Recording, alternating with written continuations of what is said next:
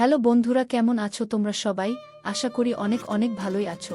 আর তোমাদের ভালোবাসায় আমিও অনেক ভালো আছি, কারণ তোমরা আমাকে যে পরিমাণে ভালোবাসা দিয়েছো এবং সাপোর্ট দিয়েছো তা আমি কোনোদিন ভুলতে পারবো না। তাই তোমাদেরকে মজা দেওয়ার জন্য আবারও একটি নতুন গল্প নিয়ে হাজির হলাম। গল্পটি শোনার মতো, আশা করি তোমাদের দাঁড়িয়ে যাবে এবং তোমরা হাতের কাজ করতে সবাই হেডফোন নিয়ে বসে যাও।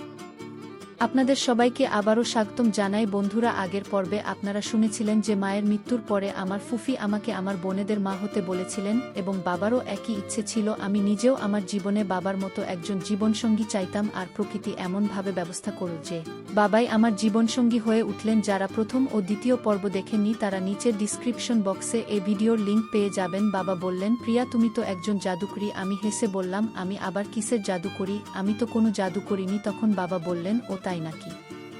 তাহলে শোনো, তুমি তো কিছুই করনি ম্যাডাম, তোমার ওই এক চাহানি আমাকে বন্দি করে ফেলেছে, আর তুমি বলছো আমি কিছুই করিনি। আমি একটু মুচকি হেসে বললাম, আমি আবার আপনাকে কখন বন্দি করলাম? আমার কাছে এমন কি আছে যে আপনার মতো মানুষ আমার দাস হবে? পাশ থেকে বাবা হেসে বললেন, প্রিয়া, যা তোমার আছে তা আর কারো নেই। তোমার সেই এক টুকরো হাসি আমার কাছে পৃথিবীর সবচেয়ে বড় সম্পদ। আমরা স্বামী স্ত্রীর মতো একে অপরের দিকে তাকিয়ে মুচকি হেসে একটু ঘনিষ্ঠ হচ্ছিলাম। ঠিক তখনই রিঙ্কি হঠাৎ ঘরে ঢুকে পড়ল।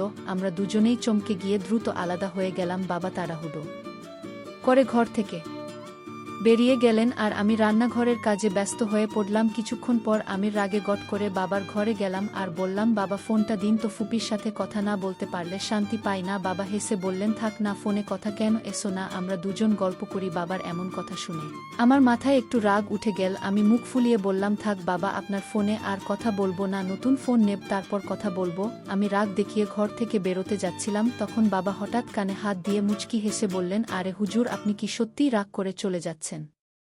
আমাদের এমন সাহস কোথায় যে আপনাকে না বলতে পারি? তারপর ফোনটা সামনে ধরে বললেন, নিন রানী সাহেবা, এবার এই বেচারাকে কি ক্ষমা করবেন নাকি আরও শাস্তি হবে? বাবার এই অভিনয় দেখে আমার মুখে হাসি চলে এলো। আমি ফোনটা নিয়ে দরজার দিকে এগিয়ে গেলাম। বাবা তখনও পেছন থেকে বললেন, ঠিকঠাক কথা বলতো, আমাদের নামে কোনো অভিযোগ যেন না হয়, এখন থেকে একটু সাবধানে থাকতে হবে। মনে হচ্ছে আমি দরজার কাছে পৌঁছে পেছন ফিরে বাবার দিকে তাকিয়ে বললাম, ভুলটাই কেন করো যে মাফ চাইতে হয়, বুঝেছো? তারপর দরজার বাইরে বেরিয়ে যেতে যেতে হেসে বললাম, দিদির সাথে কথা বলে এসে তোমার জন্য দুধ আনছি। এরপর আমি ফোনটা হাতে নিয়ে দিদিকে কল করলাম। দিদি ফোন তুলছিলেন না। যতক্ষণ না দিদির সাথে কথা বলি আমার যেন মনেই শান্তি নেই। আবার ফোন দিলাম, এবার দিদি ফোন ধরলেন। আমি আনন্দে বললাম, বুঝলে দিদি, আমি যে শপিংটা করেছি সেটা নিয়ে তোমাকে বলতে হবে। তারপর শুরু হলো কথার লড়াই। আমি জানতাম কথার খেলায় দিদির থেকে জেতা আমার পক্ষে অসম্ভব, তাই আমি সুকৌশলে প্রসঙ্গ ঘুরিয়ে দিলাম। আমার আর বাবার বিয়ে এখন আর মাত্র 4 দিন পরেই। তাই আমি দিদিকে প্রশ্ন করলাম, বিয়ের জন্য কবে আসছো? দিদি উত্তর দিলেন,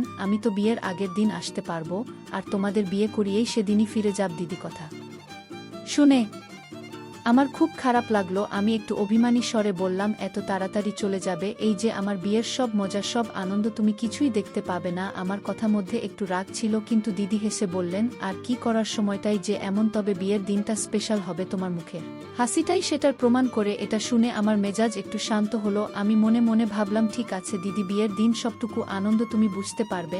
আমি একটু রাগ করেছিলাম। দিদি বললেন, তোমাদের বিয়ের ঠিক পরের দিনই তো বাচ্চাদের পরীক্ষা, আর আমার স্বামীরও খুব জরুরি কাজ আছে, তাই বেশি দিন থাকা সম্ভব না। আমি একটু অভিমানে বললাম, তাহলে দিদি বিয়েটা কয়েকদিন পিছিয়ে দিলে কেমন হয়? দিদি হেসে বললেন, না রে, এটা সম্ভব না। এই শুভ লগ্নে যদি বিয়ে না হয় তাহলে পরের 4 মাস কোনো শুভ সময় নেই। বলতো বিয়ে কি 4 মাস পিছিয়ে দেওয়া যায়? তোমরা কি 4 মাস অপেক্ষা করতে পারবে? আমি চুপচাপ ভাবতে লাগলাম, নিজের ব্যাপারে জানি না, তবে বাবার কথা ভেবে মনে হলো উনি তো 4 দিন তো দূরের কথা, 4 ঘন্টাও না থাকতে পারেন। এরপর দিদি বললেন, আসলে ভাইজা ট্রান্সফার করানোর চেষ্টা করছেন, কিছুদিনের মধ্যে তো তোমরা এখানেই চলে আসবে, তখন তো আমরা সবাই একসঙ্গে থাকব। আমি হাসি মুখে বললাম, ঠিক আছে দিদি, তুমি যেমন বলবে। আমার তো এত আনন্দ হচ্ছে যে ভাষায় বোঝাতে পারবো না। দিদি মজা করে বললেন, এই আনন্দ কি আমার জন্য বেশি না তোমার হবু স্বামীর জন্য? আমি হেসে বললাম, দুজনের জন্যই। দিদি আবার হাসতে হাসতে বললেন, তাহলে তোমার নতুন জীবনের জন্য প্রস্তুতি নিয়ে রাখো। আমি বললাম, প্রস্তুতি আবার কি? তুমি এলে সব বুঝিয়ে দিও। তুমি তো শুধু আমার দিদি নও, আমার সেরা বন্ধু। দিদি হেসে বললেন, আহা, আমার ভাইয়ের বউ মানে এত দোস্তানা? বেশ বেশ। দিদির কথা শুনে আমি হেসে ফোন রেখে দিলাম। এরপর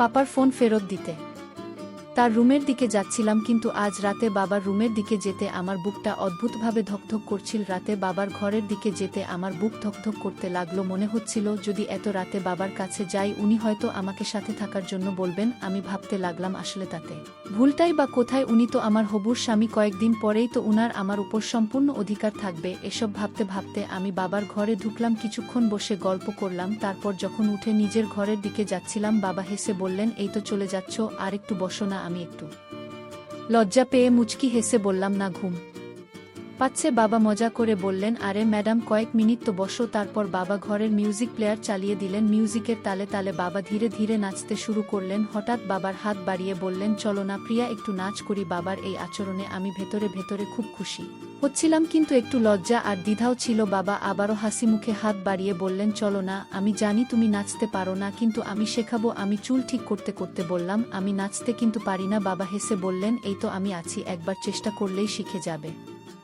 বাবা বললেন, তুমি খুব সুন্দর নাচতে পারো জানো। আমি একটু লজ্জা পেয়ে হেসে বললাম, আপনিও না রিঙ্কির বাবা। এই বলে আমি নিজের ঘরে চলে এলাম, কিন্তু ঘুম কিছুতেই আসছিল না। হঠাৎ মনে হলো, কেননা নতুন কেনা পোশাকগুলো পরে দেখি কেমন লাগে। আমি তাড়াতাড়ি শপিং ব্যাগ খুলে একটা নতুন পোশাক পরে নিলাম। আয়নার সামনে দাঁড়িয়ে নিজেকে দেখে নিজেই একটু লজ্জা পেলাম। মনে মনে ভাবলাম, সত্যি কি বাবা আমাকে এই রূপে দেখার জন্য এতটা উন্মুখ? আমি এই অবস্থায় তার সামনে কিভাবে যাব? এইসব ভাবতে ভাবতে কখন যে ঘুমিয়ে পড়েছিলাম তা টেরই পাইনি। এদিকে আমাদের বিয়ের প্রস্তুতি পুরোদমে চলছিল। তবে আমার একটু মন খারাপ ছিল, কারণ দিদি বিয়েতে এসে বেশি দিন থাকতে পারছিলেন না। তখন আমার মাথায় একটা বুদ্ধি এলো, বাবাকে যদি বলি তাহলে হয়তো বাবা দিদিকে বলবেন আর উনি থাকতে রাজি হবেন। আমি সিদ্ধান্ত নিয়ে বাবার কাছে গেলাম, বললাম, বাবা একটা কথা ছিল। বাবা হেসে বললেন, হ্যাঁ প্রিয়া বলো। আমি একটু ইতস্তত করে বললাম, দিদি বলছেন উনি বিয়ের আগের দিন আসবেন আর বিয়ের দিনই চলে যাবেন। আপনি যদি একটু বলেন তাহলে হয়তো থেকে যাবেন। বাবা বুঝিয়ে বললেন, ওর বাচ্চাদের পরীক্ষা আছে রে, তাই আমি আর জোর করিনি।